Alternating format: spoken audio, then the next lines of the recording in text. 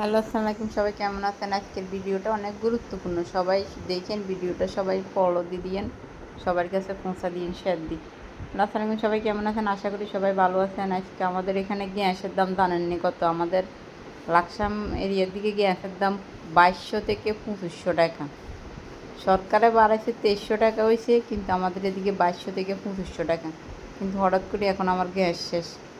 তো কালকে রাতে গ্যাস শেষ হয়েছে, কালকে যদি ছোটো করে কিছু না নাস্তা খাইতে পারেন না, তো আজকে তরকারিও জাল দিতে পারিয়েন না। তো এখন বাইরে সব কিছু মিল করছি, সব কিছু জোগাড় করি, বাইরে লাড়কি টাড়কি দিছি, বাইরে ফাঁক করবো আর কটা বড়া বানাবো। ছোটো বোনের রোজা রয়েছি, তো গাছের থেকে কাঁচা মরিচ তুলি নিলাম,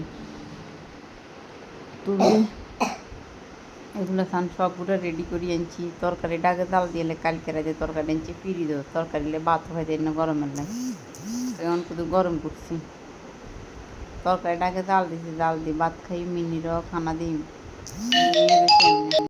জিনিসপত্রের এত দাম ভাই বোনেরা, আপনারা হয়তো আমরা বাংলাদেশ কী অবস্থা হয় মাসখানি কানের অপেক্ষা করেন। বাজারের ভিতরে সম্পূর্ণ জিনিসের দাম বাড়ি গেছে জানেননি। আমি কালকে বাজারে যাই ব্যাগ করে গেছি, তরকারি তো 100 টাকার নিচে কোনো তরকারি কেজি নেই। মানে সাধারণ আমরা গরিব মানুষে কীভাবে চলবো একার মানে আল্লাহ ভালো জানে। কালকে আমি তেল 1 লিটার আনছি 200 টাকা দিয়ে 1 কেজি।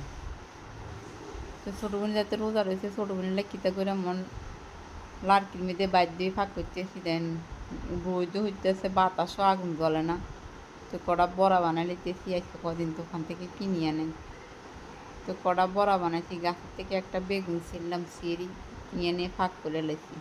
তো সবাই ভিডিওটা কেমন হয়েছে জানাবেন, কমেন্ট বক্সে মতামত জানাবেন। আর আপনাদের এদিকে গ্যাসের রেট কত জানাবেন। আমাদের এদিকে 2200 থেকে 2300 টাকা। আল্লাহ হাফেজ। 2500 টাকাও বেছে। সবাই ভালো থাকেন।